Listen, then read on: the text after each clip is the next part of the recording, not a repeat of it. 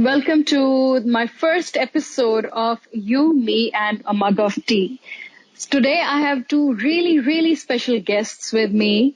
They are, I'm assuming, in love with Pakistan and they want to explore Pakistan to its fullest. And both of them are super interesting people. I happened to meet them on Instagram actually. And their story was so inspiring and so fascinating and so unique in the sense that I just couldn't help myself but talk to these two special people and share their story with all of you, whoever is listening. And let's find out more about them. So for my first episode of You, Me, and a Mug of Tea, I have with me Nico Koch and Krystal Brodie. Welcome, you guys. Thank you so much for joining me for this podcast. Yes, well, for having us. Yes, it's a pleasure. So, Nico, you are from Germany. Exactly. I'm from Hamburg, the second biggest city in the north of Germany. And yeah. Okay, yeah. And Krystal is from Australia, right? I'm from Australia, Sydney, or the Blue Mountains, if anyone knows this region. I'm 21, and I guess a bit before why I started for this travel. I was traveling since 18 and just around Europe and New Zealand and things like that before we met. Right, yeah, and Nico, how about you also introduce yourself to us? Yes, I'm 23, and before starting this world trip with Krystal, I was working in a house cleaning company for the last 5.5 years. First as a house and window cleaner, and after that as a quality manager. And yeah, I used during this time all my 30 vacation days each year to travel, but that wasn't enough. So now we have more time to explore the world, and now Pakistan. Right. So this is an important piece of information that both of them are in Pakistan right now. Currently, they are in Karachi. They started their travel from Karachi and they're planning to travel up north, but we'll talk more about that later. But first, Nico and Krystal, I really want to know how you guys met. Nico, you're from Germany, and Krystal, you're from Australia. Both of you are in separate continents, which are so many miles apart. How did you guys meet? I really want to know your love story. Yeah, that's true. It's quite far away, and it all happened because of this application called Couchsurfing, where travelers can find locals to stay and locals to offer travelers a place to stay. Yeah, like a couch. And yeah, I was for the past 1.5 years hosting travelers from all over the world, in that time around 70 people. And yeah, one day Krystal sent me almost last minute request, I guess, while I already hosted 2 other people. And yeah, was like, why not? Asked everybody, and she seemed to be a nice person. And yeah, then she came to my place, and that's basically how it started. So I was traveling in Europe at the time, so that's how we were in the same region, I suppose. So for those people who don't know what couchsurfing is, as Nico also explained a bit, couchsurfing is an app for all the backpackers and the travelers who cannot really afford an expensive fancy hotel, or who do not want to live in, student hostels or other small accommodations like this. So when travelers, especially travelers like Nico and Krystal, when they go to a different city or a different country, they want to explore and experience, in fact, the city in its glory. They want to experience the culture, they want to talk to locals, they want to get to know the natives. So Couchsurfing is an app kind of like Airbnb, but it's very informal, where you can literally lend a couch to a traveler in your home. So it's quite interesting that both of you found love while traveling people usually use Tinder or some other matchmaking apps to, fall in love, but you guys fell in love with a basic app as couch surfing. So Nico, you told me that she requested last minute that she wants a place to crash. So Yes. what happened in your mind that you said, oh, it's a last minute request, I should still accommodate her? And when you first saw her, did you think that it was worth it to accommodate her last request? Yeah, let's say it like this. It was not the first last minute request. Like I also had one time I think a guy from, I'm not sure from where, doesn't matter. He requested, last minute, like really last minute at, 11 p.m. for same day. I was like, okay, I'm still awake, why not? So I just like to help as much as possible. So I don't really care about how somebody look like or something while hosting, because it's just about learning about new cultures, helping travelers who needed help. And yeah, it was basically not up to me to host. Like if it would be just up to me, like everybody is welcome. But I hosted like also 2 other people, so they had to decide with me, because they were there before, so they need to be feeling comfortable as well with another person staying. And the message from Krystal sounded really positive. Her profile looked really good. So it was definitely worth it. And when I think about it now, it was, of course, worth it. Oh, that's so sweet. How about you, Krystal? Why did you make a last minute request to crash on Nico's couch? I was hitchhiking from London at the time, so I don't know, by the time I reached Germany, I was really tired, and I just wanted a nice place to stay for a little while, and I saw his profile, and yeah, the same thing. It seemed very positive, and I saw how much he loved traveling and how much he had seen of countries I had never even thought about traveling to. So, like, for me, that was very interesting. So I wanted to meet him and hear about his stories. Yeah. So would you believe that fate had some role to play in how you both met? Yeah, maybe. Like, I like to always believe that things happen for a reason. So yeah, I think so. True. And how many years ago was this? Oh, that was years ago. That was in August last year.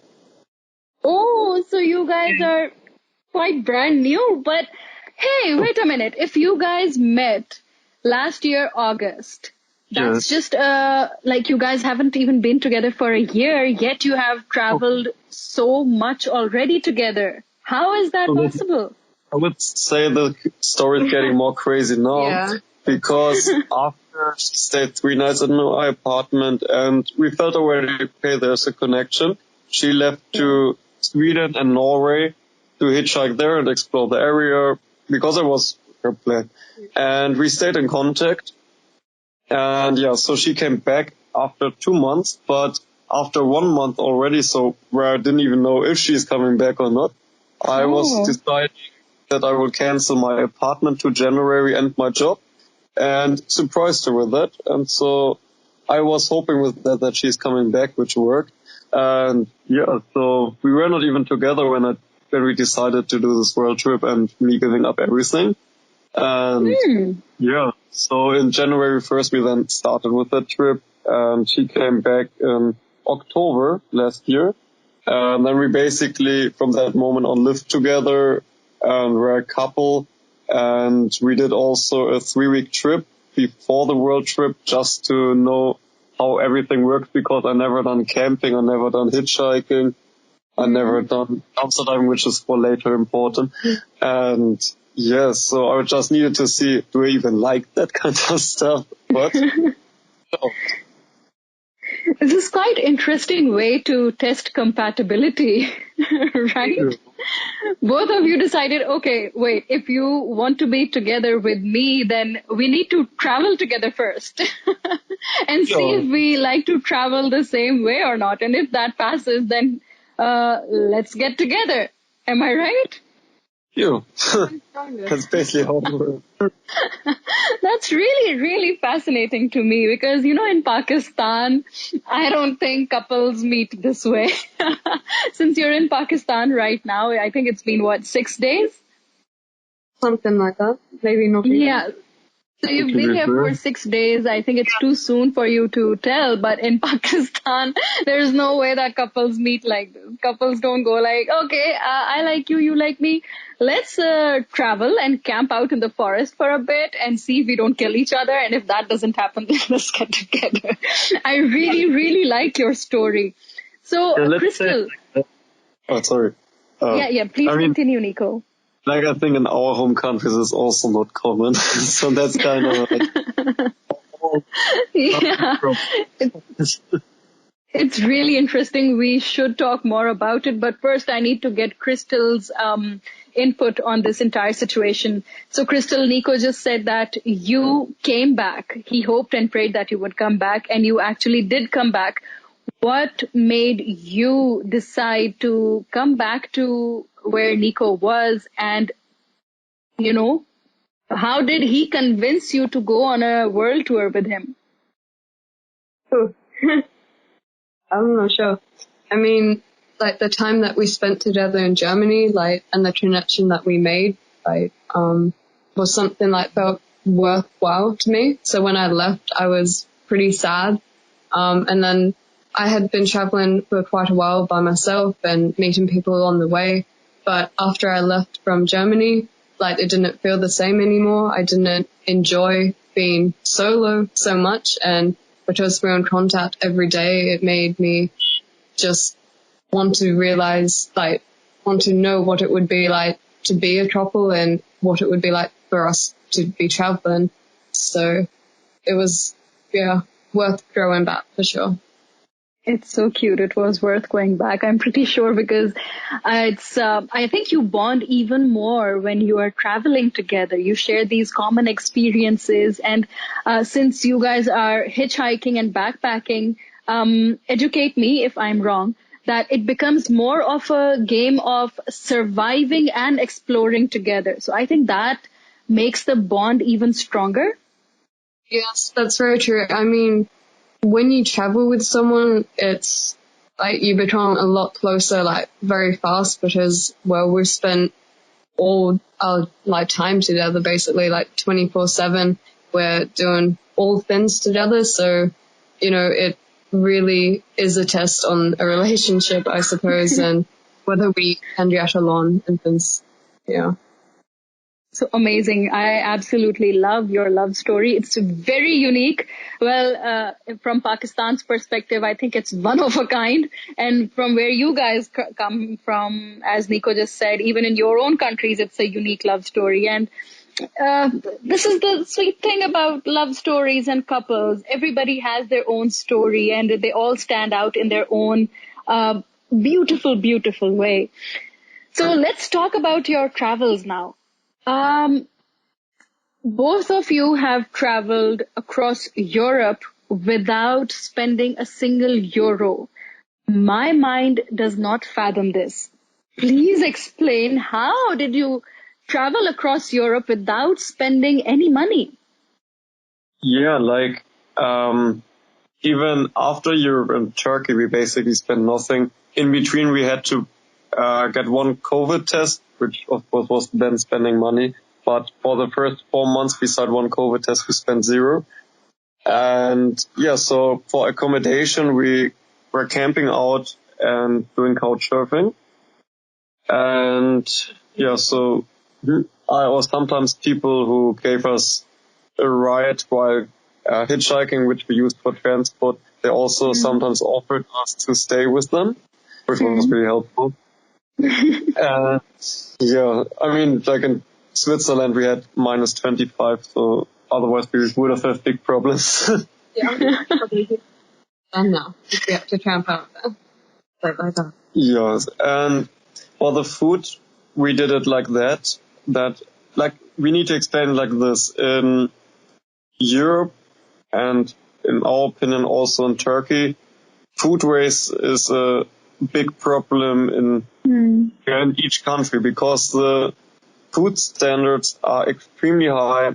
When something is not looking good in the supermarket, like from the fruits and vegetables, like if it's not looking perfect, it gets thrown out. When there's a package damage, it gets thrown out, and all of that. When the expiring date is Like, when it reached the expiring date, it gets thrown out, all of that stuff. So in Germany, for example, you can go to most of the supermarkets, to the bins, like to the trash where they throw out the stuff, and you find full containers with food, with good food. And we got out from these containers like our daily food for us and for other people. So we started with this before we did the world trip in Germany. And for like 2 months, we went out twice, 3 times a week to get food. And we came always back with so much food, like we had to take the car. And so we couldn't, of course, eat all of that food. So that's why we gave it to working colleagues from myself, to my family, to friends. Also, we drove to downtown to give it to homeless people in need, to just help as much as we can with food, which would have been destroyed otherwise. And with this, we wanted to share this message that food waste is a big problem in Europe and also Turkey, like in the Western world. True. A couple of days back, or maybe a couple of weeks, I don't really remember, but it's quite recent that I also stumbled upon a documentary which was talking about this food waste and how even from the restaurants, people leave so much leftover, or if there are some ingredients that are left over, and, you know, chefs want to have perfectly fresh ingredients every day, so they throw out the stuff that's not used. And as you said, even in grocery stores and supermarkets, when things are nearing expiration date, or, you know, when they think that food has gone bad, they just like throw it out instead of distributing it among people. So I really like your approach towards it, that you didn't only take that food for yourself, but you also distributed it among your family and people in need. So that is, in fact, a very heartwarming message that you're conveying. I really appreciate it. Krystal, how about you? Were you scared that if the items were approaching expiration date, they could cause some kind of, you know, digestive problems? I mean, at the time I was vegan and we're both vegetarian, so we avoid things that could cause a lot of harm, I suppose, and it's obvious when those items are bad. I don't know. I mean, like fruit and veg, it's obvious when it's not good, and like the things we were eating, so we would just wash everything properly and just choose wisely. Yeah. How about rice and bread? How did you guys get that? This is the thing, there was so much bread. And I mean, it's not just fruit and veg that we found in the bin. I mean, like we found everything from pasta, rice, chocolate, protein bars, honey, alcohol. Like the list goes on and on. It's not just, this is the problem. They just throw anything out and people have no idea of this. Yeah, so it's quite shocking when you are at the bins and you see what's in there. Like there's, an example, pumpernickel bread, which is in vacuum covered. And there was like one package where the vacuum was open. So but they threw all of the whole package out. So that means all of these packages were still covered and still good for half a year.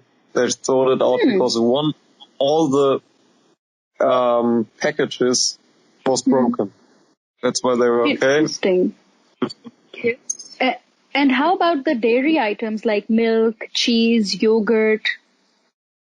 A lot of this, in Germany, I wasn't eating these things, but you were. They were all fine. Like, we would check the dates, and a lot of them weren't even expired yet. And we had no problems. Yes, so I was like the only vegetarian from us back then, so I had to eat all the yogurt. So sometimes I really had to eat a kilo of yogurt which we found to have more space in the fridge. A kilo of yogurt. Yes, sometimes I had to do that.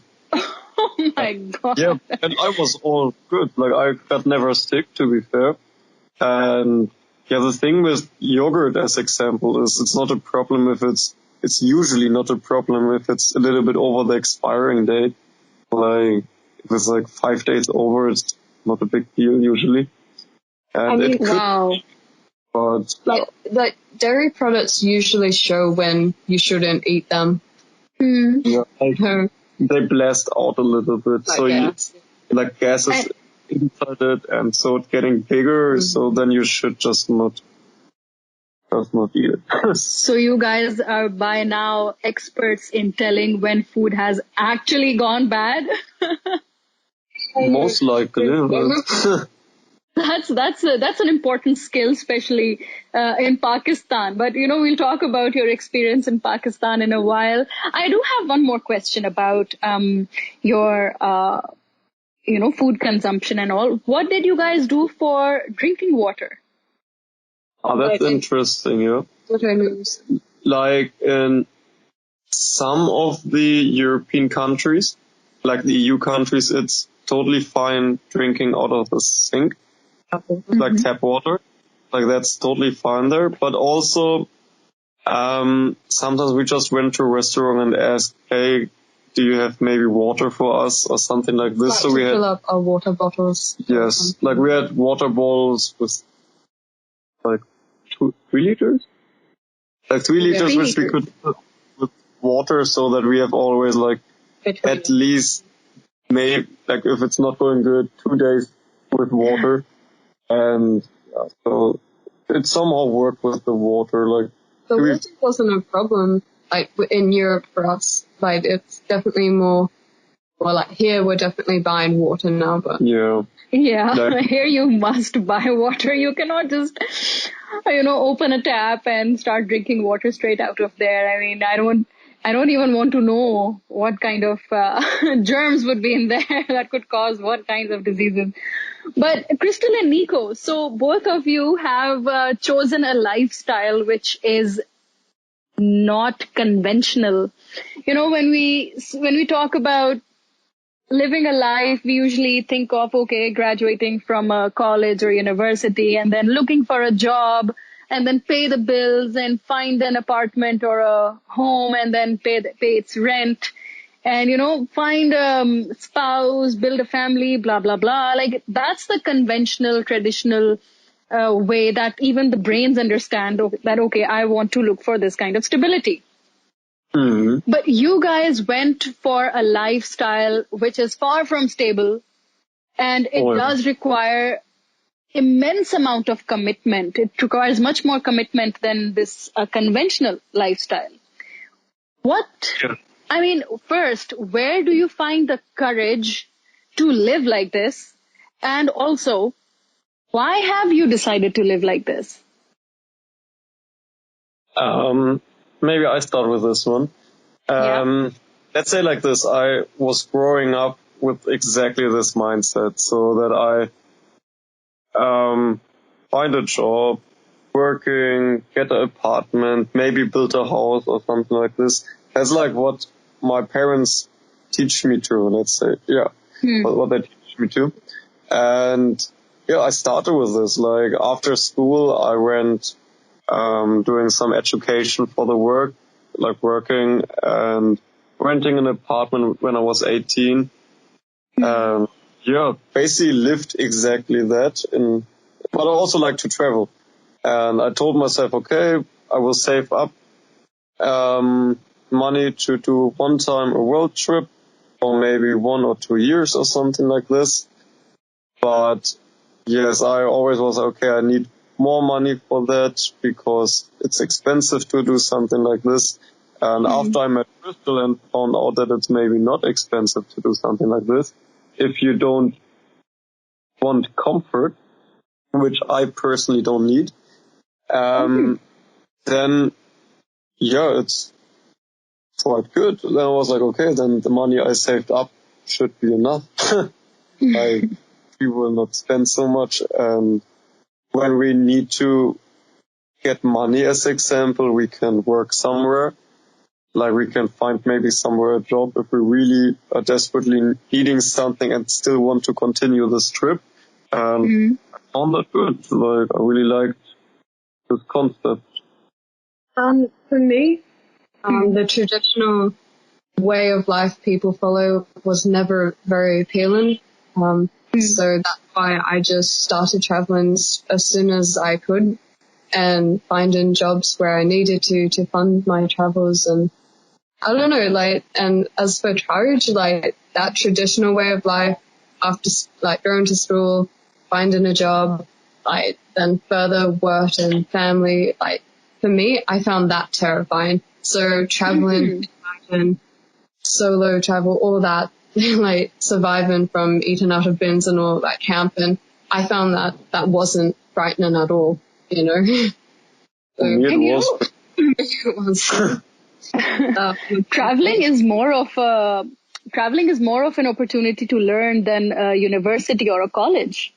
Yes, and I believe that too, like from life experiences and I always thought like I should go back and study when I want to, and I know what I want to do. So, but I thought I can't get this time back in my life, and that was the most important thing to me, and I wanted to make the most of it. So indeed, you only live once. You actually do only live once, and both of you have decided to live your life according to your own terms. And one thing that really just like clicked with me is comfort is not what you guys are seeking at the moment.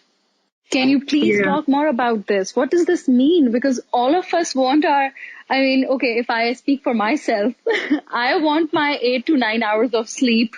I want to have a nice warm breakfast and then lunch and then dinner and, like have a plan of the day. And I want to do it like, probably in an air conditioned room and, you know what I mean? Like that's comfort. But both of you don't crave comfort. What does that mean? I think we have our own kind of comfort, I think. Yes. Like, we don't have, let's say it like this, when you travel and you want, let's say all the time warm breakfast, you always want a nice room and something like this. With comfort, like with money you can buy comfort, and as less money you want to spend, as less comfort you're going to have. That's like the idea basically. But also we have comfort, like we have like every time when we are camping, it's most likely comfortable when it's not super cold or super hot outside. So we also get like our 8 hours of sleep usually. And when we are at couch surfing and we have, as example, I mean, like, I don't want people to have the idea that we're missing out on anything as well by saying we don't have comfort. I mean, of course, there's a lot of the times where we don't have, I don't know, like maybe really nice things, but I mean, there's so much more that we're gaining from it. I mean, the experiences we're making, the people that we meet, the countries that we're visiting, like, I don't know, like, for me, that's so much more worth it than to have a stable place to sleep and a nice bed every night. You know, I like that changing horizon, you know? Of course, I mean, it's also nice what we're doing, definitely, otherwise we wouldn't do it. But I just mean, it's not that comfort what people think of when they think about comfort. Because most people, when they think about comfort, it's like, when you think about comfort while traveling, it's like, okay, maybe all-inclusive or having a tour guide or whatever. Yeah, that's me. It's like this we just don't have. Yes, so it's like a kind of survival. Like, it's not that comfort what you're going to have if you spend more money. And it doesn't mean we miss out on anything, like Krystal say, but it's just, of course, it makes your experience more raw, more real. Like you guys are actually traveling and learning while you go. But if, as you described, the all-inclusive kind of a comfort travel, something that I personally would go for, but that also means that I'm depriving myself of the experience of learning where I am. And like, I don't know, we've had, as far as like warm breakfasts, like even hitchhiking, we've had people invite us in for amazing meals and even take us out to restaurants and things like that. So we also don't miss out on those things. We just have it not often. Not often, and we don't know when it will be. Like, that's the part. Yes, and the good thing about this kind of travel is you're just appreciating the little things so much more. So like, when someone does that for us, like the kindness of that, and we're like, wow, you know, and that can make our whole day so much better. As a, like, if we were traveling like normal, that wouldn't be anything special to go out to a restaurant or a cafe and sit down for breakfast. But for us, we're like, oh wow, this is, you know, fantastic. This is such a fresh perspective that you guys are giving me. So, okay, I have a question. Since you guys are together, you're a couple and you're traveling together, what happens when you guys get into an argument? How do you proceed with your day then? Yeah, that's interesting. Yeah, like, let's say like this happens. That's normal. And yeah, the problem is you can't really go away. Like when you're, as example, hitchhiking, you're standing on the road. I mean, you can't just leave. I mean, you can, but it's not good. And when we are staying with the host and we are having a fight or something, we can't just leave, really. And so it's really, this is a really challenge, to be fair. But yeah, like we have a lot of good days, some bad days, which is normal. You just need to learn how to deal with it. And yeah, like those days are then more hard than others. How about you, Krystal? How do you deal with an argument while traveling together? Because you guys are stuck together now. Yeah, I don't know, like, probably more recently this has become an issue for us, like, with arguments and things like that. I don't know, I think sometimes we just need to try and find some time to cool off. Like, personally, I just need some time to, like, you know, get away from what's made me upset and think about it. And then after that, I know that obviously I still want to be traveling. I want to do this trip, you know, so. Yeah. So the bigger picture is more important. Yeah. Both of you are so passionate about traveling together. So that triumphs all of the other arguments and, you know, misunderstandings. So I really appreciate how you guys are going along with this. And I hope you guys continue to see the world together and then so on and so forth. Probably when Elon Musk sends a rocket to Mars, I hope to see you guys on that rocket as well, going on to explore Mars next. Who knows? Who knows, right? Hitchhike on the Mars rover. It's fine. On my ride. Be like, yeah, don't mind us. Yeah. Oh, we're just going to be in the back here, just exploring, just curious, you know. And I think nobody hitchhiked on the rocket yet. It's probably not possible, but why not try? Yeah, exactly. There's no harm in trying. What's the most they can do? They can ask you to leave. Okay, fine, leave. We tried. So now tell me, you guys are in Asia after Europe. First, tell me the major differences you see between Asia and Europe. Breeds are different. What?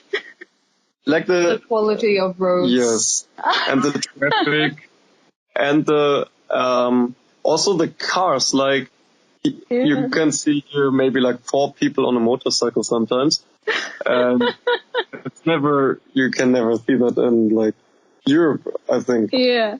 Because if you're like lucky on the countryside at like 3 a.m. or something, but otherwise like, not possible. And just how open the people are here. Like the people are much more open than in Europe. Like, that's true. I mean, in Europe you don't really see travelers, but there are travelers, of course, but they are like, They don't stand out. yes, they don't stand out. And in like Pakistan, as example, you can see who is a traveler because, I mean, the most you will recognize, I guess. And it's just how welcoming people are here, like the hospitality and everything. That's something I didn't experience like in a Hong Kong. It wouldn't be like probably so welcoming. Yeah. Oh, that's So a big when you talk about hospitality and welcoming part, are you speaking specifically about Pakistan or Asia and Europe difference? Mm, In Turkey? like in Turkey, it was Turkey, Pakistan, but also Kyrgyzstan and Uzbekistan, but not in the cities. Outside of the cities, where like the locals are living, not in stressful daily life and stuff like that. The other people were also really welcoming and friendly. And yes, in the big cities in those two countries, not, but yes, otherwise it was really, really welcoming. It was nice. Interesting. How about you, Krystal? What differences can you point out between Europe and Asia? Yeah, I suppose the food is a big difference as well. Yeah, definitely. Quality, maybe. I mean, they're selling even not perfect food, which is still like it's still food waste. Yeah, like food waste here is definitely not a thing that we've seen. So we definitely aren't doing that anymore. It's not necessary because as we've been told that the food here, if it's not used or if no one can use it, animals will eat it or the neighbor's animals. So like for us, that's then to see that it's not so wasteful. Yeah, we have plenty of animals to feed here. That's okay. Yeah, they're actually right about that. That usually it's actually a culture. It's more of a Muslim culture as well.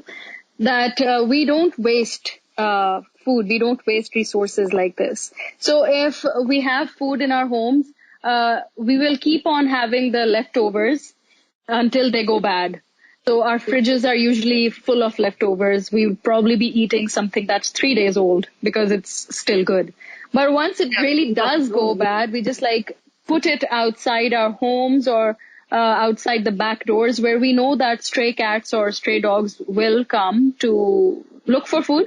So we just put the food that's gone bad for those stray animals and even the birds, in fact. And they come and they just like finish it all up. They're happy. Yeah, that's really helped. They are happy, yes. Okay, so now that you have landed in Pakistan, let's go back a little bit. You guys were supposed to land in Pakistan in the month of Ramzan. That's almost a month ago, more than a month ago. But what happened? Why couldn't you guys reach here? Yeah, so actually the original plan was to reach Pakistan earlier than that because we wanted to go through Iran by landway because that was our goal of doing everything by landway. And yeah, but Iran was closed, so we had no idea what to do. So we went back to Istanbul really, really slowly and tried to figure out what we're doing. So we decided, okay, let's just fly to Pakistan. Because if landway is not possible and all the borders to Turkey besides back to Europe were closed, and so we had only a certain time in Turkey, which we used until the end to maybe hope that something will change. But when nothing changed, it wasn't possible. So we booked a flight to Pakistan, applied for the visa. I had my visa quite quick, but Krystal not. And yeah, so 2 days before the flight, we still haven't got her visa. So we decided, okay, we need to leave Turkey now, but we can't go to Pakistan now. So we changed our flight to Kyrgyzstan, which was like a difference from 2 years or something, so not much. And yeah, so we flew then to Kyrgyzstan, spent then there a month, a little bit over a month, and went then to Uzbekistan. But about the visa, like, I think just 2 days after we flew that my visa came through. Or, I mean, Right. so it was too late. Like, we had already then changed the flight and everything, and then I have my visa. And we're like, oh my gosh, it was just, yeah. So at that stage, we just thought we might as well enjoy now, yeah, where we were and plan Pakistan for later. Exactly. And then, like, after we received our visa, due to the fact that I received it earlier, we had to enter Pakistan beginning of July. So we were, yes. So after like a little bit over a month in Kyrgyzstan, we went to Uzbekistan to try getting again over the landway to Pakistan. We went then to Uzbekistan, tried to get our Afghanistan visa, which didn't work in the capital. So we went then to the Tajikistan border to try getting our Afghanistan visa in Tajikistan, which also didn't work. Like, we got sent away from the border. So we went then down to the Afghanistan border, tried to get our visa there. It didn't work as well. So we had to go back to Tashkent, the capital, and we're flying then to Pakistan a few days later. And now we're here. That's amazing. Welcome to Pakistan. Welcome to Karachi in Pakistan. But in your entire story, I sense that you both were really keen on visiting Pakistan. Why? Yes. We have seen a lot of the nature in the north, and yes, from pictures, and it looks like just amazing, and we want to experience this for ourselves. And we heard that the people are very nice here, so that's also a reason why we were looking forward to it. Yes, and I also in Germany know people from Pakistan who came to Germany like a little while ago, and also a few friends of mine visited Pakistan, and they all said the same thing, basically what Krystal just said. And yes, also, I don't like when a country is seen in media, like in Western media, as bad or dangerous. This is like, in my head, I don't understand that. So in this cases, I really like to visit these places, to see it with my own eyes and to show it to family and friends and people on Instagram how it is really, and to give like a realistic view and not a Western media view, which is usually bad on a lot of countries for no reason. That's really sweet of both of you, the reasons you just listed. And yes, it is a pity that Pakistan and a few other countries as well, they are portrayed in a way that's not really nice. We would expect some better coverage. So both of you came to Pakistan, and you just told me, and Krystal also mentioned that the kinds of photos and images you've seen of the northern Pakistan, you really want to see it with your own two eyes. But Krystal, in your introduction, you told us that you come from the place of blue mountains, and you both have seen Switzerland, you both have traveled across Europe, and from what I've seen on the television and on the internet, Europe itself is quite beautiful, and so is Switzerland. But what really drove you to look at these sceneries in Pakistan? The thing is, it will be definitely not exactly the same. And also the combination of the culture, which is here a big part, and it's just different in let's say, countries like Pakistan and countries like Australia or whole continent Europe, it's not cultural. The culture disappeared from all of the globalization and industrial lives, what we experience, like, because all of that, the whole culture which was there hundreds of years ago, just slowly disappearing. And I don't even know what German culture, like, I know what German culture is, but it's just not, like, nobody is doing that. It's not we like glorified that. anymore. Yeah, that's what we like. That Yes. it's not so. Yeah, just. So, I don't know the word for now. me neither. But I think I know what you mean, but yeah, and that's the thing, like, of course, Switzerland, as example, has nice nature and everything, definitely, but the surrounding is like nothing special, it's just Western. There's nothing really special about it. So yeah, both of you are here for the full package, right? Oh. So tell me about your route in Pakistan. You are clearly starting from Karachi. How long do you plan to stay in Pakistan, and what route are you going to follow to get to the north? Yeah, let's say it like this. India is closed. And even if India wouldn't be closed, we thought about spending around 1 to 2 months in Pakistan. Like, that was even if India wouldn't be closed and Corona wouldn't be a thing, that would be our plan. But to this, to the fact that we don't know when we can travel to the next country, we thought, okay, let's do minimum 2 months, and why not extending it to the maximum amount we can have with our visa, which is 90 days. So, yeah, that's why we're doing it relaxed. We travel slowly to experience it really good, meeting up with locals. Like, yesterday we met up with the local and it was really interesting. 2 days before, we went to a couchsurfing event in Karachi with around 20 locals, and now we go slowly by hitchhiking to the next towns, want to experience some nature. So the next city will be, I'm bad in pronouncing this name, I always pronounce it wrong, Hyderabad? Hyderabad. Hyderabad. Yeah. Yes, and then some stages in between, then to Multan. Multan, yes. Yeah, and then slowly to Islamabad to maybe get them the corona vaccine, if it's possible, we don't know. And then spend most of the time in the north and ending this trip in Lahore. Interesting, so interesting.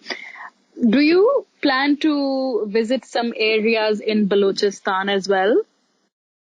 We wanted to, but the person who wanted to go with us there said it's right now problem with flooding. I'm not sure if it's true, but that's why.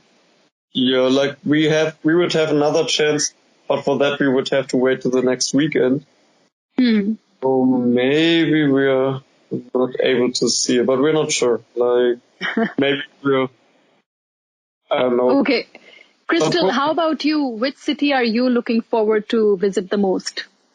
I don't know. For me, I'm really looking forward to the nature, but maybe, I don't know.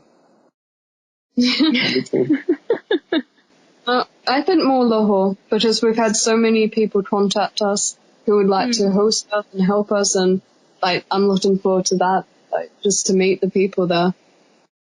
True, and you know, Lahore is a stunning city when it comes to culture and history, in fact. So you will learn a lot about Pakistan and even India and how our ancestors used to live. And in Pakistan, there is a saying, it's a very popular saying, "Jinne Lahore nahi vekhya, wo jammya hi nahi," which means that if you haven't seen Lahore, you haven't seen anything. You aren't even born yet. That's what it means. So when you do visit Lahore, you can tell everybody that you guys just got born because now you have seen everything that's possible. Okay, well, we would definitely have to. And we can't wait to see it. Yeah, even in Karachi, you have a lot of places to visit. The founder of Pakistan, his tomb is over there. His place of residence is over there. You can visit those places. And I saw your Instagram page. You guys have already visited the seaside, but I don't think beaches are something alien to you. You must have visited so many of them. But yeah, Pakistan also has it. Karachi has a ton of shopping malls. I Yeah. think, in my personal opinion, I think Karachi has the most shopping malls as compared to rest of the Pakistan. I mean, it's the biggest city, so Yeah, yeah. And yeah, you have Karachi and then you have Lahore. I told you Islamabad is the capital. Islamabad is considered as the most boring city of Pakistan, in fact, because people here sleep at 8 p.m. or 9 p.m. and they wake up early in the morning. And it's very quiet and there's lots of nature over here as well. But people here are usually very quiet. And yeah, I'll let you guys explore for yourselves. If you can, you must add Bhavalpur to your travels. Bhavalpur has really beautiful palaces where our ancestors used to live. Stunning palaces. You must visit those as well. Yeah, it's really close to culture, and all the markets in Bhavalpur are very famous for jewelry, and there are lots of craftsmen over there that make jewelry, and then you have those glass bangles as well. Multan, you're visiting. Multan is called the City of Saints. It has so much culture and history over there. You must really research which cities to visit in Pakistan. Since you're here for 3 months, might as well make the most out of it. Okay, yeah, so exactly. I'm speaking to you guys and I'm amazed that there's no mention of COVID-19. I mean, all the countries have closed their borders. There's this pandemic going on and both of you are just in love and going hand in hand, traveling the world. How does this work? Yeah, let's say like this. In Europe, there are a lot of restrictions with Corona. Like, you have to wear the mask outside. Even in Turkey, the whole time we had to wear a mask outside. In Europe, often outside. And we had, as example, in Italy, a big problem. Nobody wanted to stop. So we had to walk over 100 kilometers. And yeah, it was really bad. And yeah, I mean, because of Corona, Like, our travel plans changed a lot. yeah, like we said, we couldn't go through Iran due to that, and Or Ghana. yeah, so we had flying wasn't in our plan at all. So yeah, it definitely has affected us. Yeah, but the countries itself, like in Pakistan, in Uzbekistan, and Kyrgyzstan, like outside the airport, there was like nobody really wearing the mask. In Pakistan, a little bit more people wearing the mask, but nobody cares. Yeah, that's true.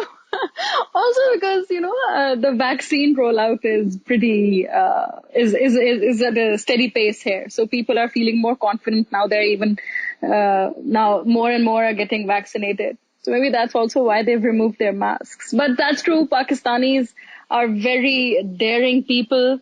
Nothing really scares us anymore. We've seen so much. We've been through so much that we're just like, okay, what next? Bring it. Yeah. But how was crossing the borders within Europe during the pandemic? Was there a lot of checking? Did you also have to change your plans within Europe because of COVID-19? Yes. Yeah. Yeah, like, we wanted to go to Greece as example, but was not possible. Also, going into Croatia would be a problem, but we kind of got a way around. We first thought about going through Austria, but because of COVID, we went through Switzerland, Liechtenstein, and Italy. And yeah, like, we had some issues, had to make big hikes to kind of avoid the official borders, to be fair. Only in Europe, because it was inside EU, so we could say we been there since November because we had no stamp and something like this. Yeah, I mean, You it guys worked. avoided the checkposts and the visa stamping places. How is that? How does that work? In Croatia, it worked because Croatia is part of EU, Mm-hmm. and I'm European citizen, and Krystal also has a second nationality, which is Great Britain, and they have to get the European Union stamp since January 1st, 2021. So basically before that she could have traveled in EU also without getting stamped. That's why when we left Croatia, we just said we're here since November. So it was basically no problem. In the other countries, no chance because you get stamped. It was just possible in the European Union. But otherwise, of course, we couldn't avoid it. And we didn't avoid it because we didn't want to get in trouble. When we were in North Macedonia, we had to get our first COVID test for Turkey. And yeah, we wanted to get it first in Bulgaria, but Bulgaria said then as well, well, what is Pakistan for region? I don't know. Is it We are South Asia. South Asia? Okay. Yeah, like since we're in these two regions, we are just protecting when other people are protecting too. So we have our mask with us, but it feels weird when like we're already looking, everybody's looking at us, and when we're then having this on, it would be like really weird. How was it in Pakistan? Like, was it the whole time like it is now, or was it also that everybody was wearing a mask and was strict? Oh no, there was a time when everybody was wearing a mask. When it started, when the pandemic started, and Pakistan was, when Pakistan had its first few cases, all of us were freaking out, and majority was wearing a mask and all. But eventually, we all got bored of it, and then we stopped wearing masks. And then the government and the police had to really force us into wearing a mask and sanitizing our hands, and there were so many public service messages. And then again we started to wear masks, and then Pakistan was hit really badly by COVID-19. We started reporting a lot of deaths and cases, so people got scared again. But when the vaccines came through, then I think after that we have again gotten pretty easy about it. And we have again removed our masks because now there is a vaccine available and everybody is getting vaccinated for free in Pakistan. So that helped. So if you do see people not wearing masks around you, it's because, taking it easy now. We'll see what happens when it happens. It's that kind of mentality now. Yeah. So this is a 2-part interview that I'm doing with you guys. This is the first part where I'm speaking to you guys before you start traveling across Pakistan. And in the middle, if we feel like it, I can check in with you guys if you are somewhere else in Pakistan, and we can talk about what you have seen so far. We'll talk about your favorite foods. I deliberately didn't bring up the food topic because I don't think you have stayed here long enough to tell me how the food is here. And then we'll do a final interview when you have traveled across Pakistan, and then we can speak about your favorite cities, your favorite memories and everything. And in that episode, you guys will reveal how many countries you've traveled so far and how many countries you plan to travel. So thank you so much, Nico Koch and Krystal Brodie, for speaking with me. Thank you as well for being interested in our story and talking to us. Your story is pretty interesting. Thank you for joining me for this episode of You, Me, and a Mug of Tea. I hope all the listeners enjoyed this conversation with this unique couple who are traveling the world together. And we wish you all the best. And I think everybody's cup of tea has finished already, just like mine has. And we will see you guys again. We will meet you again. Their Instagram handle has been linked with this interview. You guys can follow them. You can follow all their blogs and their travel stories and their photos. You guys can approach them and let's show Nico and Krystal how amazing we are, and let's host them everywhere we can. Let's help them travel across Pakistan. Thank you for giving me your time. I'll speak to you guys again. Thank you so much. Yes, thank you. All right.